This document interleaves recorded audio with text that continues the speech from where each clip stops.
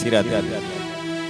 बोलिए श्री वृंदावन बिहारी लाल की जय, सदगुरुदेव भगवान की जय, श्री गिरिराज महाराज की जय, भागवत भगवान की जय। कृष्णाय वासुदेवाय हरे परमात्मने प्रणतः क्लेशनाशाय गोविंदाय नमो नमः। बंसी विभूषित करा नवनीरदाभात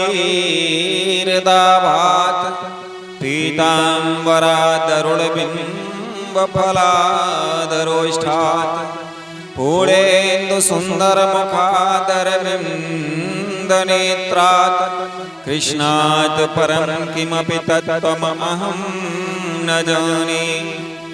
तप्त कांचन गौरांगी श्री राधे वृंदावनेश्वरी वृषभानुसुते देवी प्रणमामि हरिप्रिये। गुरुर्ब्रह्मा गुरुर्विष्णु गुरुर्देव महेश्वरः गुरुर्साक्षात् परं ब्रह्म तस्मै श्री गुरुवे नमः।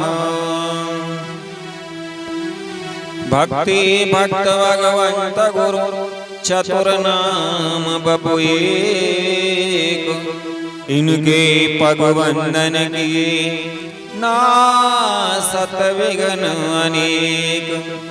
श्री राधे मेरे स्वामिनी मैं राधे की दास, जन्म जन्म मोहि दीजियो श्री वृंदावन वास।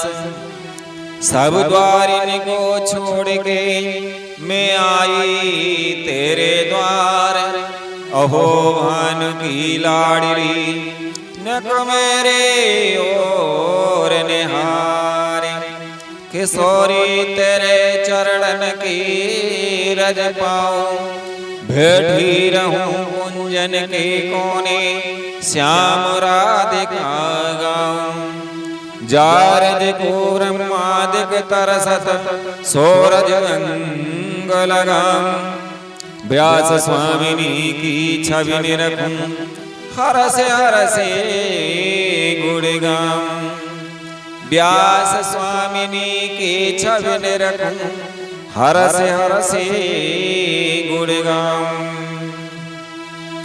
परम मंगलमय परात्पर अखिलेश्वर अकारण करुणा वर्णोलय भक्त वांछा कल्पतरु तड़ेदित विनिंदित पीतांबरधारी श्री बालकृष्ण लाल की वाङ्मयी प्रतिमूर्ति श्रीमद्भागवत महापुराण। हम और आप सभी आज की कथा में प्रवेश करने के लिए जा रहे हैं।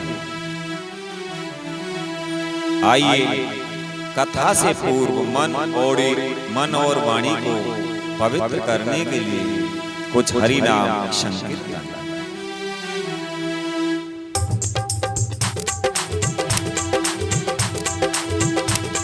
पकड़ लो पावन वारी नहीं तो डूब जाएगी। पकड़ लो पावन वारी नहीं तो डूब जाएगी। नहीं तो डूब जाएगी, नहीं तो डूब जाएगी। हमारा कुछ न बिगड़ेगा, तुम्हारे लाज जाएगी। हमारा कुछ न बिगड़ेगा, तुम्हारे लाज जाएगी। पकड़ लो पावन वारी नहीं तो डूब जाएगी।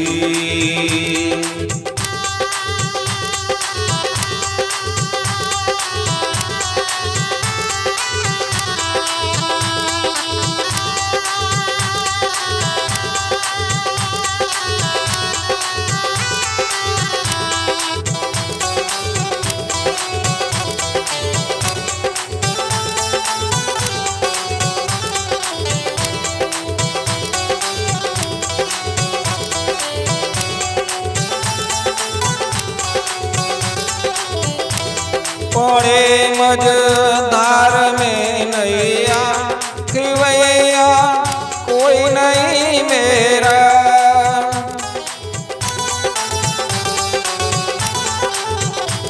पौड़े मझधार में नैया खिवैया कोई नहीं मेरा। खिवैया आप बन जाओ, खिवैया आप बन जाओ तो नैया पार हो जाएगी। खिवैया आप बन जाओ तो नैया पार हो जाएगी। पकड़ लो पावनवारी नहीं तो डूब जाएगी।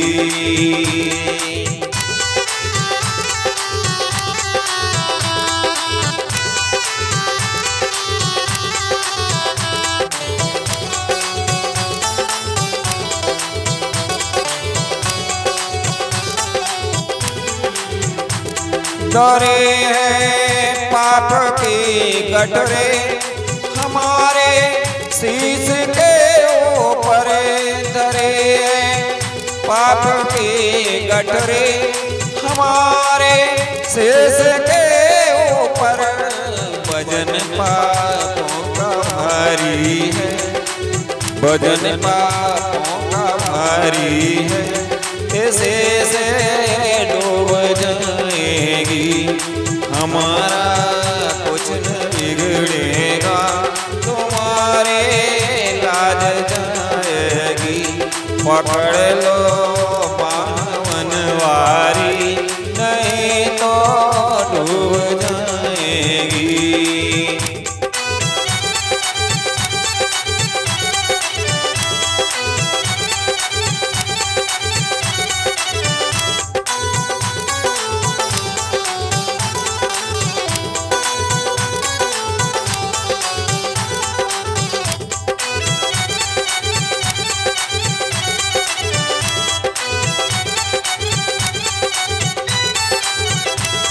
तुम्हारे ही भरोसे पर जमाना छोड़ बैठी है।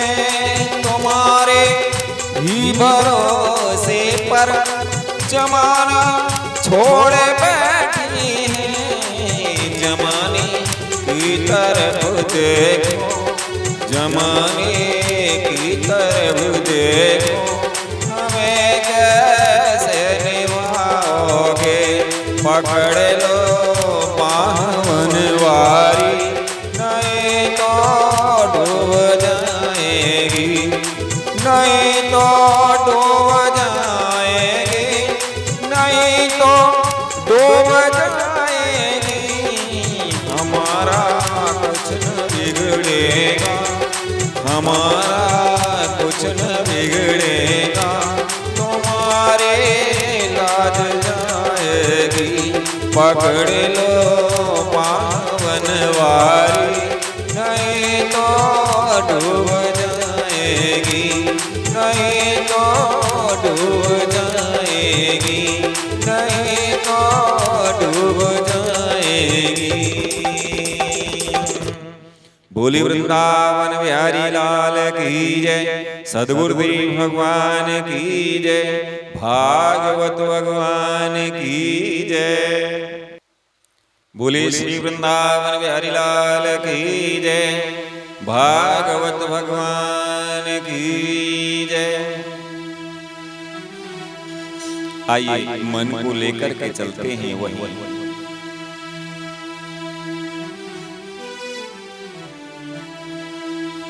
नेमशारण तीर्थ में सौनक आदि 88,000 ऋषियों को श्री सूत जी महाराज श्रीमद् भागवत की पावन कथा का श्रवण करा रहे हैं। और गंगा जी के पावन तट पर सुखताल में विराजमान श्री सुखदेव जी महाराज राजा परीक्षित जी को सभी संतों के मध्य में श्रीमद् भागवत की कथा का अमृत पान करा रहे हैं। और हरिद्वार में विराजमान श्री मैत्रेय जी महाराज विदुर जी को पावन श्रीमद् भागवत महापुराण की पवित्र कथा का श्रवण करा रहे हैं। आइए हम और आप भी श्रीमद् भागवत की कथा को श्रवण करें। आज का मुख्य प्रसंग है सती जी का चरित्र। मनोस्तु शतरूपायां तिस्र कन्याश्च जगृहे आकुतिर्देवहूतिश्च प्रसूतिरिति विश्रुता। श्री मैत्री जी कहते हैं, हे विदुर जी, स्वयंभू मनु के महारानी शतरूपा से प्रियव्रत और उत्तानपाद इन दो पुत्रों के सिवा 3 कन्याएं भी हुई थी। वे आकुति, देवहूति और प्रसूति नाम से विख्यात थीं। आकुति का यद्यपि उसके भाई थे तो भी महारानी शतरूपा की अनुमति से उन्होंने रुचि प्रजापति के साथ पुत्र का धर्म के अनुसार विवाह किया।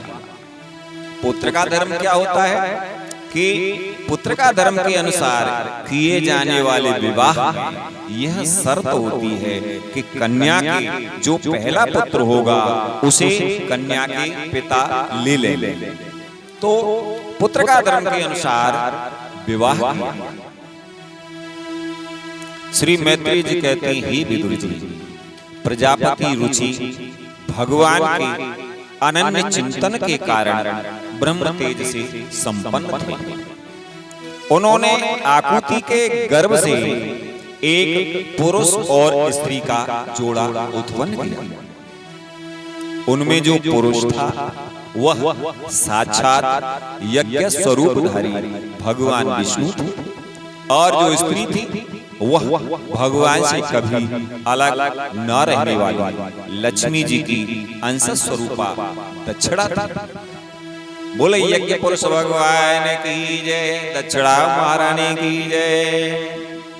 मनु जी अपनी पुत्री आकुति के उस परम तेजस्वी पुत्र को बड़ी प्रसन्नता से अपने घर ले आए और दक्षिणा को रुचि प्रजापति ने अपने पास रखा। जब दक्षिणा विवाह के योग्य हुई तो उसने यज्ञ भगवान को ही पति रूप में प्राप्त करने की इच्छा की। तब भगवान यज्ञ पुरुष ने उससे विवाह किया। इसे दक्षिणा को बड़ा संतोष हुआ। भगवान ने प्रसन्न होकर उससे 12 पुत्र उत्पन्न किए। उनके नाम हैं तोष, प्रतोष, संतोष, भद्र, शांति, इडस्वती, ईध्वन, कवि, विभु, स्वग्न, सुदेव और रोचक। श्री मैत्री जी कहते हैं, हे विदुर जी, ये ही स्वयं मनवंतर में तुसित नाम के देवता हुए। उस मनवंतर में मरीचि आदि सप्तर्षि थे। भगवान यज्ञ ही देवताओं के अधीश्वर इंद्र थे और महान प्रभावशाली प्रियव्रत एवं उत्तानपाद मनु पुत्र थे। वह मनवंतर उन्हीं दोनों के बेटों, पोतों और दोहित्रों के वंश से छा गया। श्री मैत्री जी कहते हैं, प्यारे विदुर जी, मनु जी ने अपनी दूसरी कन्या देवहूति कर्दम जी को ब्याही थी। उसके संबंध की प्राय सभी बातें तुम मुझसे सुन चुके हो। भगवान मनु ने अपनी तीसरी कन्या प्रसूति का विवाह ब्रह्मा जी के पुत्र दक्ष प्रजापति से किया था। उसकी विशाल वंश परंपरा तो सारी त्रिलोकी में फैली हुई है। अब मैं कर्दम जी की 9 कन्याओं का, जो 9 ब्रह्मर्षियों से व्याई गई थी, पहले ही वर्णन कर चुका हूं। अब उनकी वंश परंपरा का वर्णन करता हूं, सुनो। मरीचि ऋषि की पत्नी कर्दम जी की बेटी कला से कश्यप और पूर्णिमा नामक 2 पुत्र हुए,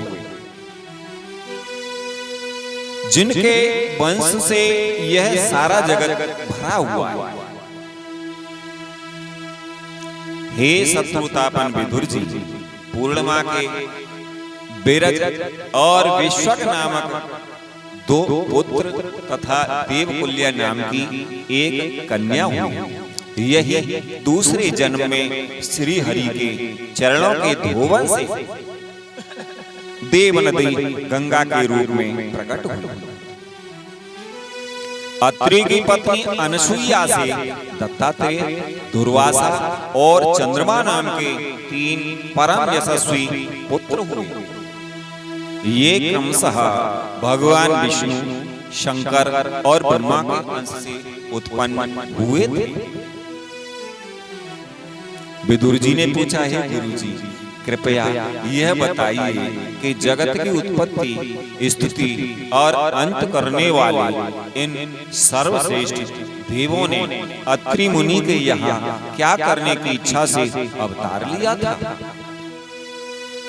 तो श्री मैत्रेय जी ने कहा, हे विदुर जी, जब ब्रह्मा जी ने ब्रह्म ज्ञानियों में श्रेष्ठ महर्षि अत्रि को सृष्टि रचने की आज्ञा दी, तब वे अपनी सहधर्मिणी के सहित तप करने के लिए ऋक्ष नामक कुल पर्वत पर गए। वहां पलाश और अशोक के वृक्षों का एक विशाल वन था। उसके सभी वृक्ष फूलों के गुच्छों से लदे थे तथा उसमें सब और निर्विद्या नदी के जल की कलकल ध्वनि गूंजती रहती थी।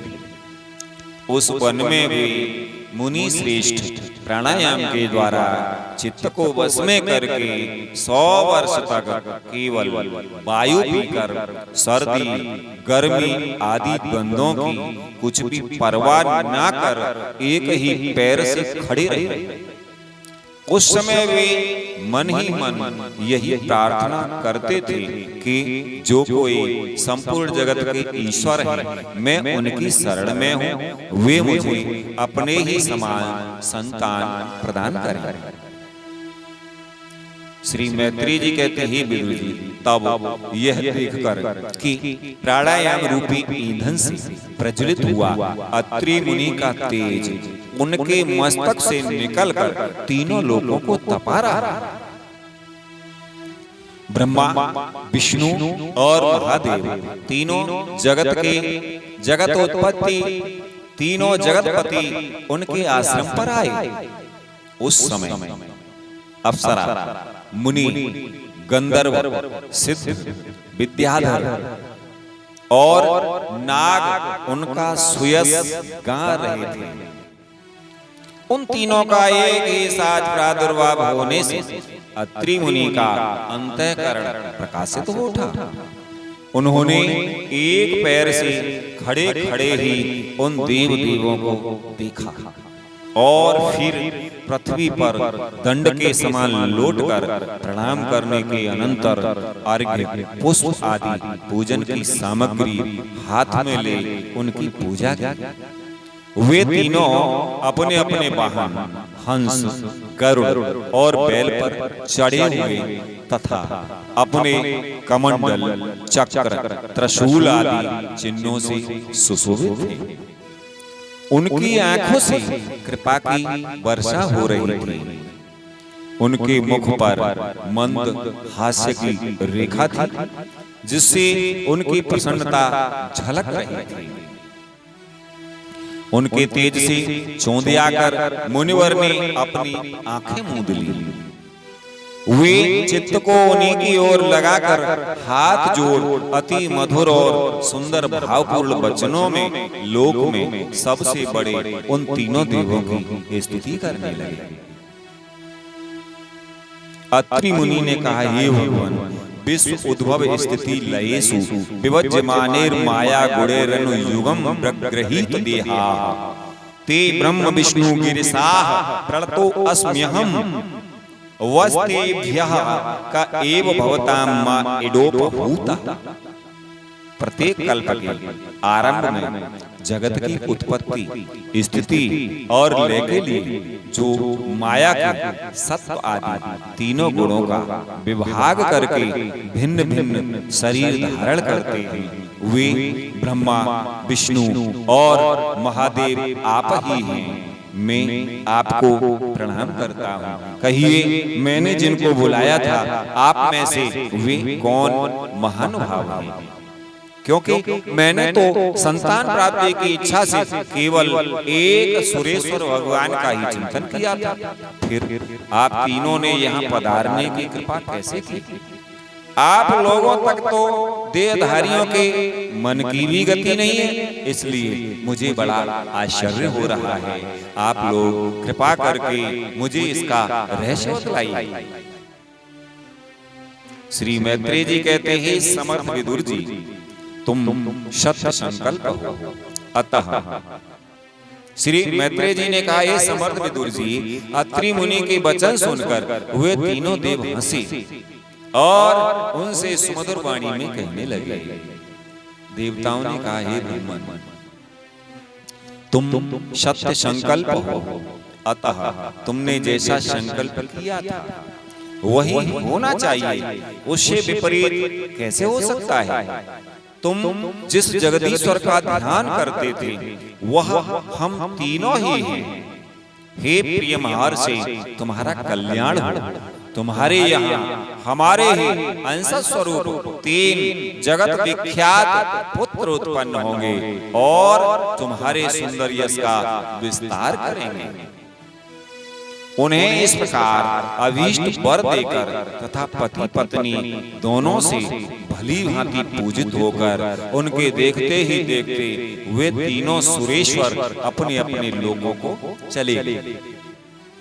ब्रह्मा जी के अंश से चंद्रमा, विष्णु के अंश से योगवेत्ता दत्तात्रेय जी और महादेव जी के अंश से दुर्वासा ऋषि अत्रि के पुत्र रूप में प्रकट हुए। अब अंगिरा ऋषि की संतानों का वर्णन सुनो। अंगिरा की पत्नी श्रद्धा ने सिनी वाली, कुहू, राका और अनुमति इन 4 कन्याओं को जन्म दिया। इनकी सिवा उनके साक्षात भगवान उतथ्य जी और ब्रह्मनिष्ठ बृहस्पति जी ये 2 पुत्र भी हुए जो स्वारोचिस मनवंतर में विख्यात हुए। पुलस्त जी के उनकी पत्नी हविर्भू से महर्षि अगस्त्य और महातपस्वी विश्रवा ये 2 पुत्र उत्पन्न हुए। इनमें अगस्त्य जी दूसरे जन्म में जठराग्नि हुए। विश्रवा मुनि के एडविडा के गर्भ से यक्षराज कुबेर का जन्म हुआ और उनकी दूसरी पत्नी केसिनी से रावण, कुंभकर्ण एवं विभीषण उत्पन्न हुए।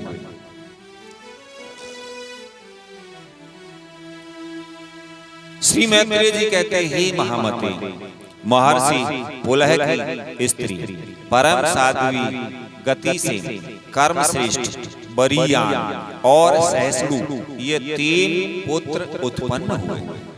इसी प्रकार क्रतु की पत्नी क्रिया ने ब्रह्म तेज से देदीप्यमान बालखिल्य आदि 60,000 ऋषियों को जन्म दिया। श्री मैत्रेय जी कहते हैं, हे शत्रुतापन विदुर जी, वशिष्ठ जी की पत्नी ऊर्जा यानी अरुंधति से चित्रकेतु आदि 7 विशुद्ध चित्त ब्रह्मर्षियों का जन्म हुआ। उनके नाम चित्रकेतु, सुरुचि, बिरजा, मित्र, उल्वल, वसु, वृद्ध्यान और ध्रुमान थे। इनके सिवा उनकी दूसरी पत्नी से शक्ति आदि और भी कई पुत्र हुए। अथर्वा मुनि की पत्नी चित्ती ने ददिंग यानी दधीची नामक एक तपोनिष्ठ पुत्र प्राप्त किया, जिसका दूसरा नाम अश्वशिराभि था।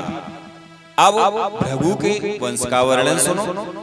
महाभाग भृगु जी ने अपनी भार्या ख्याति से धाता और विधाता नामक पुत्र और श्री नाम की एक भगवत परायणा कन्या उत्पन्न की। मेरु ऋषि ने अपनी आयति और नियति नाम की कन्याएं क्रमशः धाता, धाता और विधाता को व्याही उनसे उनके मृकंड और प्राण नामक पुत्र हुए। उनमें से मृकंड के मार्कंडेय और प्राण के मुनिवर वेदशिरा का जन्म हुआ। भृगु जी के एक कवि नामक पुत्र भी थे। उनके भगवान उशना यानी शुक्राचार्य हुए। श्री मैत्रेय जी कहते हैं, विदुर जी, इन सब मुनीश्वरों ने भी संतान उत्पन्न करके सृष्टि का विस्तार किया। इस प्रकार मैंने तुम्हें यह कर्दम जी के दोहित्रों की संतान का वर्णन किया। जो पुरुष इसे श्रद्धा पूर्वक सुनता है उसके पापों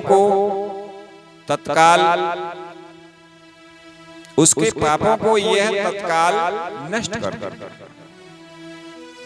ब्रह्मा जी के पुत्र दक्ष प्रजापति ने मनुनंदिनी प्रसूति से विवाह किया। उससे उन्होंने सुंदर नेत्रों वाली 16 कन्याएं उत्पन्न की।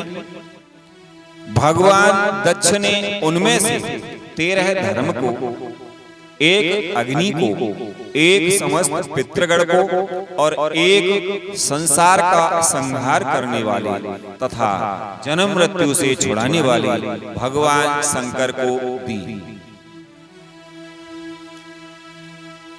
श्रद्धा, मैत्री, दया, शांति, तुष्टि, पुष्टि, क्रिया, उन्नति, बुद्धि, मेधा, तितिक्षा, ह्री और मूर्ति ये धर्म की पत्नियां हैं। इनमें से श्रद्धा ने शुभ, मैत्री ने प्रसाद, दया ने अभय, शांति ने सुख, तुष्टि ने मोद और पुष्टि ने अहंकार को जन्म दिया। क्रिया ने योग को, उन्नति ने दर्प, बुद्धि ने अर्थ, मेधा ने स्मृति, तितिक्षा ने क्षेम और ह्री ने लज्जा। ह्री यानी लज्जा ने प्रश्रय यानी विनय नामक एक पुत्र उत्पन्न किया। समस्त गुणों की खान मूर्ति देवी ने नर नारायण ऋषियों को जन्म दिया। इनका जन्म होने पर इस संपूर्ण विश्व ने आनंदित होकर के प्रसन्नता प्रकट की। उस समय लोगों के मन, दिशाएं, वायु, नदी और पर्वत सभी में प्रसन्नता छा गई। आकाश में मांगलिक बाजे बजने लगे। देवता लोग फूलों की वर्षा करने लगे। मुनि प्रसन्न होकर के स्तुति करने लगे। गंधर्व और किन्नर गाने लगे। अप्सराएं नाचने लगी। इस प्रकार उस समय बड़ा ही आनंद मंगल हुआ तथा ब्रह्मा आदि समस्त देवता स्तोत्रों द्वारा भगवान की स्तुति करने लगे। देवताओं ने कहा, यो माया विरंचितम निजयात्मनीदम खे रूप भेदमेव तत्प्रति चक्षणाय एतेन धर्म सदने ऋषि मूर्ति नाद्य प्रादुश्चकार पुरुषाय नमः परस्मै। जिस प्रकार आकाश में तरह तरह के रूपों की कल्पना कर ली जाती है, उसी प्रकार जिन्होंने अपनी माया के द्वारा अपने ही स्वरूप के अंदर इस संसार की रचना की है और अपने उस स्वरूप को प्रकाशित करने के लिए इस समय इस ऋषि विग्रह के साथ धर्म के घर में अपने आप को प्रकट किया है, उन परम पुरुष को हमारा नमस्कार। बोले नर नारायण भगवान की जय। जिनके तत्व का शास्त्र के आधार पर हम लोग केवल अनुमान ही करते हैं, प्रत्यक्ष नहीं कर पाते, उन्हीं भगवान ने देवताओं को संसार की मर्यादा में किसी प्रकार की गड़बड़ी न हो इसलिए सत्व गुण से उत्पन्न किया है। अब वे अपने करुणामय नेत्रों से जो समस्त शोभा और सौंदर्य की निवास स्थान निर्मल दिव्य कमल को भी नीचा दिखाने वाले हैं, हमारी ओर निहारे। श्री मैत्रेय जी कहते हैं, प्यारे विदुर जी, प्रभु का साक्षात दर्शन पाकर देवताओं ने उनकी इस प्रकार स्तुति और पूजा की। तदनंतर भगवान नर नारायण दोनों गंधमादन पर्वत पर चले गए। भगवान श्री हरि के अंशभूत हुए नर नारायण ही इस समय पृथ्वी का भार उतारने के लिए यदुकुल भूषण श्री कृष्ण और उन्हीं के सरीखे श्याम वर्ण कुरुकुल तिलक अर्जुन के रूप में अवतीर्ण हुए हैं।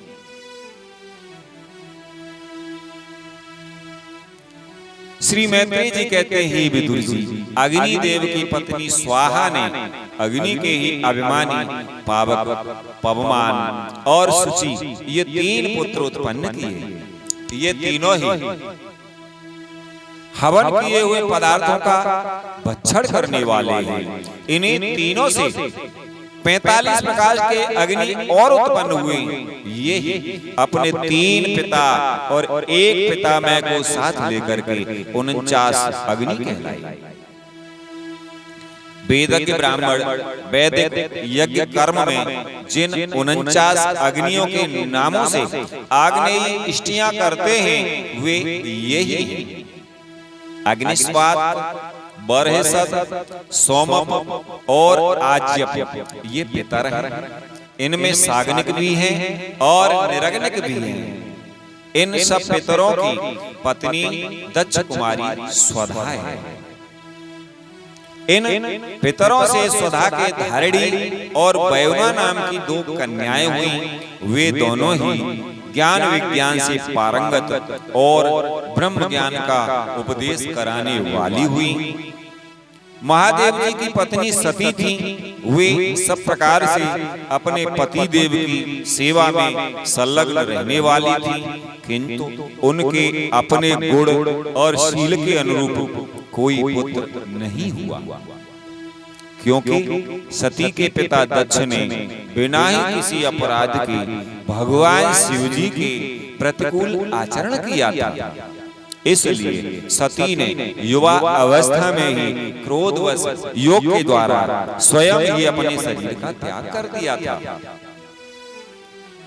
विदुर जी ने पूछा, हे ब्राह्मण, प्रजापति दक्ष तो अपनी लड़कियों से बहुत ही स्नेह करते थे, फिर उन्होंने अपनी कन्या सती का अनादर करके शीलवानों में सबसे श्रेष्ठ श्री महादेव जी से द्वेष क्यों किया?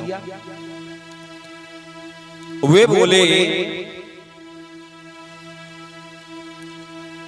श्री मैत्रेय जी कहते हैं, विदुर जी, महादेव जी भी चराचर के गुरु, बैर रहित, शांत मूर्ति, आत्माराम और जगत के परम आराध्य देव हैं। उनसे भला कोई क्यों बैर करेगा? हे भगवान, उन ससुर और दामाद में इतना विद्वेष कैसे हो गया, जिसके कारण सती ने अपने दुस्तेज प्राणों तक की बलि दे दी?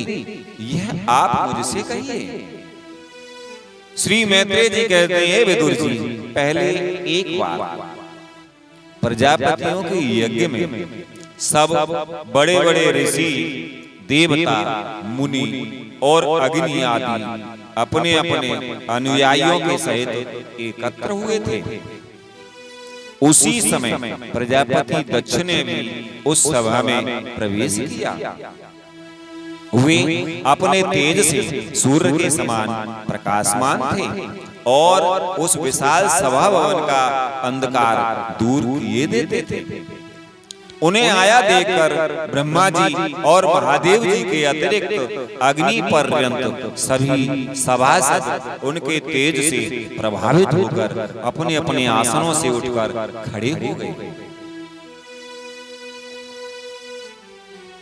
इस प्रकार समस्त सभासदों से भली भांति सम्मान प्राप्त करके तेजस्वी दक्ष जगत पिता ब्रह्मा जी को प्रणाम कर उनकी आज्ञा से अपने आसन पर बैठ गए।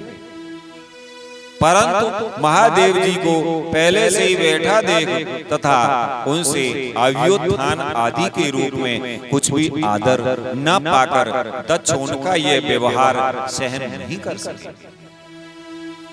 उन्होंने उनकी ओर टेढ़ी नजर से इस प्रकार देखा मानो उन्हें वे क्रोधाग्नि से जला डालेंगे। फिर कहने लगे, देवता और अग्नियों के सहित समस्त ऋषिगण मेरी बात सुने। मैं नासमझी या द्वेषवश नहीं कहता, बल्कि शिष्टाचार की बात कहता हूँ। यह निर्लज्ज महादेव समस्त लोकपालों की पवित्र कीर्ति को धूल में मिला रहा है। देखिए, इस घमंडी ने सत्पुरुषों के आचरण को लांछित एवं मटिया मेट कर दिया। और दक्ष कहने लगे, बंदर के से नेत्र वाले इसने सत्पुरुषों के समान मेरी सावित्री शरीर की मृग नैनी पवित्र कन्या का अग्नि और ब्राह्मणों के सामने पाणी ग्रहण किया था, इसलिए यह एक प्रकार से मेरे पुत्र के समान हो गया है। उचित तो यह था कि उठकर मेरा स्वागत करता, मुझे प्रणाम करता, परंतु इसने वाणी से भी मेरा सत्कार नहीं किया। दक्ष कहने लगे, हाय, जिस प्रकार शूद्र को कोई वेद पढ़ा दे, उसी प्रकार मैंने इच्छा ना होते हुए भी भाभी बस इसको अपनी सुकुमारी कन्या दे दी। इसने सत्कर्म का लोभ कर दिया। यह सदा अपवित्र रहता है, बड़ा घमंडी है और धर्म की मर्यादा को तोड़ रहा है। यह प्रेतों के निवास स्थान भयंकर शमशानों में भूत प्रेतों को साथ लिए घूमता रहता है। पूरे पागल की तरह सिर के बाल बिखेरे नंग धड़ंग भटकता है, कभी हंसता है, कभी रोता है। यह सारे शरीर पर चिता की अपवित्र भस्म लपेटे रहता है। गले में भूतों के पहनने योग्य नर मुंडों की माला और सारे शरीर में हड्डियों की गहने पहने रहता है।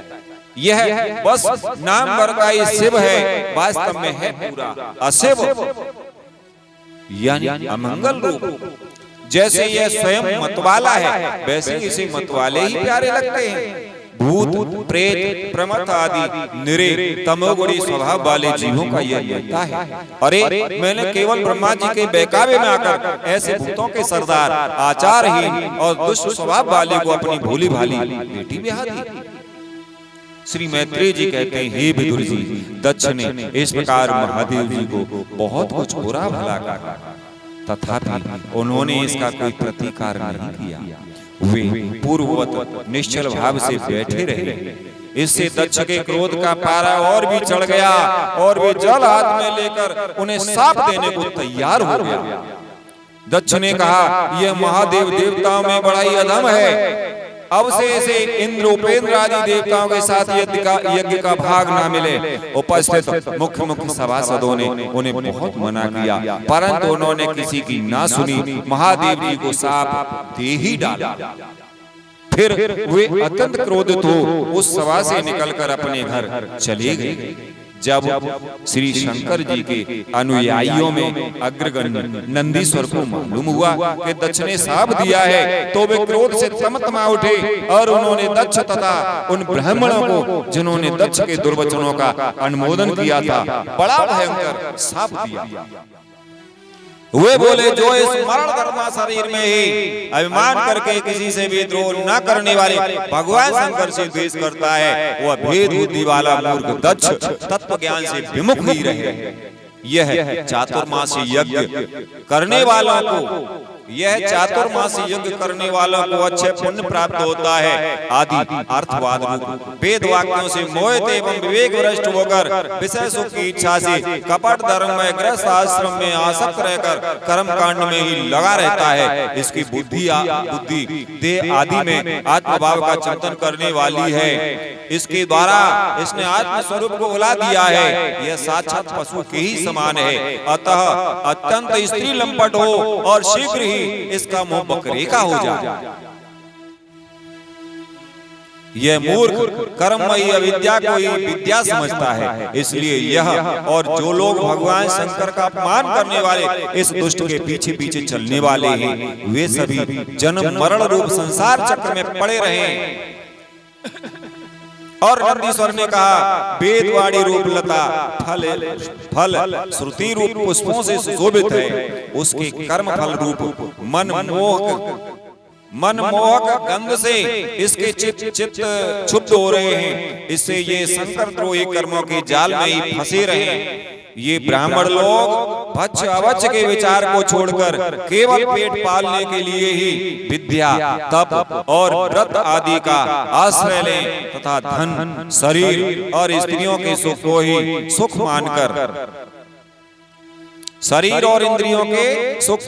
मानकर उन्हीं के गुलाम बनकर दुनिया में भीख मांगती भटका करें। नंदीश्वर के मुख से इस प्रकार ब्राह्मण कुल के लिए श्राप सुनकर उसके बदले में भृगु जी ने यह दुस्तर शाप रूप ब्रह्मदंड दिया।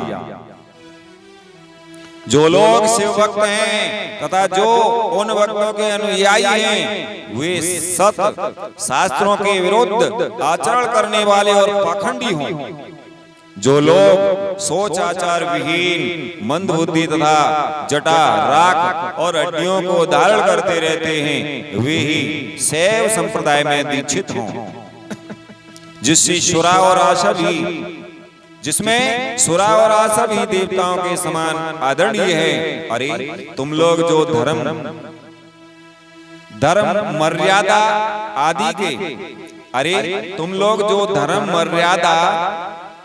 के संस्थापक एवं वर्ण आश्रमियों के रक्षक वेद और ब्राह्मणों की निंदा करने वाले हो, इससे मालूम होता है कि तुमने पाखंड का आश्रय ले रखा है। और रघु जी कहने लगे यह वेद मार्ग ही लोगों के लिए कल्याणकारी और सनातन मार्ग है। पूर्व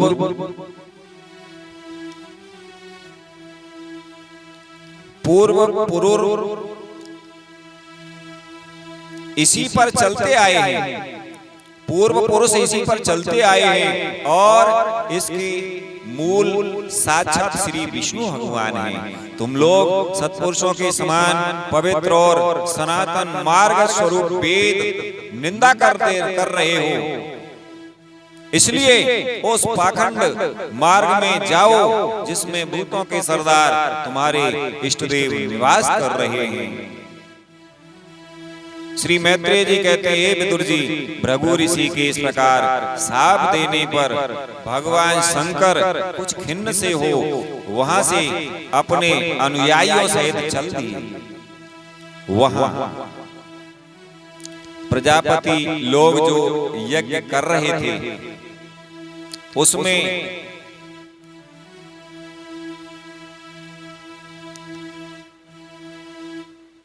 पुरुषोत्तम श्री ही उपास्य रूप थे और वह यज्ञ 1000 वर्ष में समाप्त होने वाला था। उसे समाप्त कर उन प्रजापतियों ने श्री गंगा यमुना के संगम में यज्ञांत स्नान किया और फिर प्रसन्न मन से वे अपने अपने स्थान को चले। बोले वृंदावन बिहारी लाल की जय, सद्गुरुदेव भगवान की जय। आज की कथा को हम यहीं पर विश्राम देते हैं। आइए एक छोटा सा भजन श्रवण करेंगे।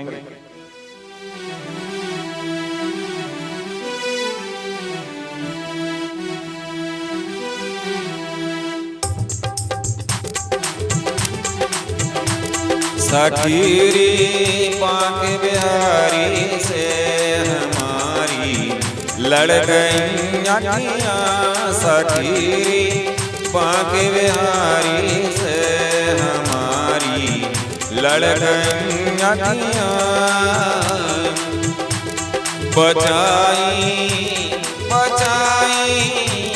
बचाई थी मगर लेकिन गोरी लड़ गई अखियाँ, सखीरी पाक बिहारी से हमारी लड़ गई अखियाँ।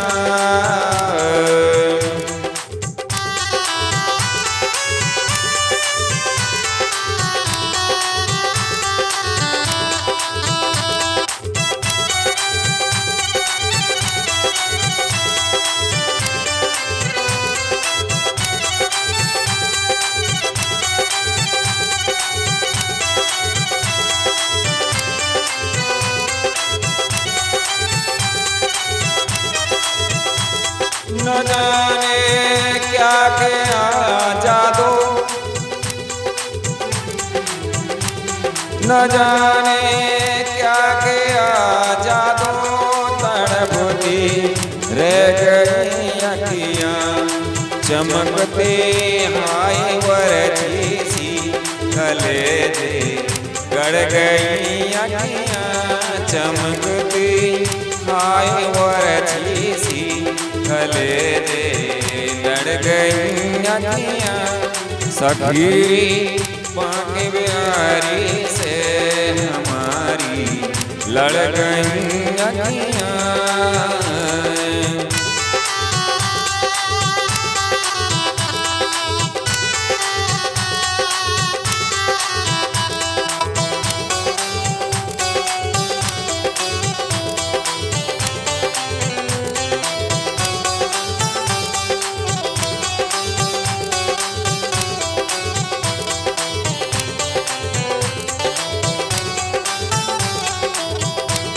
चौदह से रसवरी चितवन मेरी अखियों में पाते हो। चौदह से रसवरी चितवन मेरी अखियों में पाते हो। कहो कैसे कहाँ जाऊं ये पीछे पड़ गई अखियाँ सखीरी बांके बिहारी से हमारी लड़ गई अखियाँ।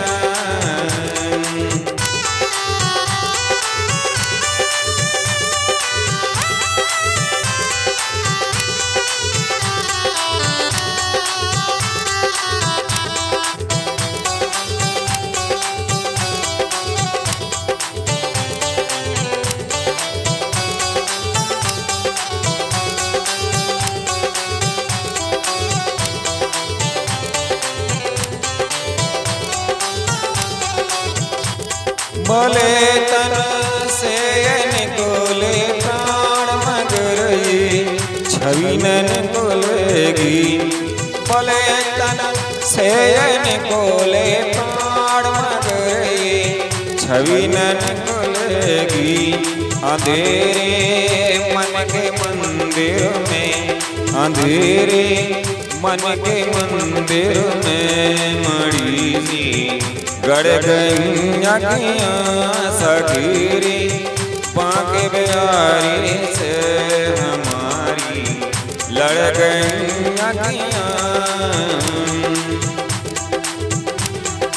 बचाई थी मगर लेकिन गोड़ी लड़ गई अखियाँ सखीरी बांके बिहारी से हमारी लड़ गई अखियाँ। अरे यार दिल तार दिलरुबा तेरी दिसे हम हेरे हैं। रात दिन सोवत से जागत तेरी माला फेरे हैं। हमको तो तुम एक प्राण तुम्हें हमसे लाख गनेरे हैं। बांके बिहारी कृपा करो हम बुरे भले जो तेरे हैं। सखीरी बांके बिहारी से हमारी लड़ गई अखियाँ सखीरी बांके बिहारी से हमारी लड़ गई अखियाँ सखीरी बांके बिहारी लड़ गई अखियाँ। बोले वृंदावन बिहारी लाल की जय। सद्गुरुदेव भगवान की जय। भागवत भगवान की जय। आप सभी भक्तों को जय जय श्री राधे जय श्री कृष्ण।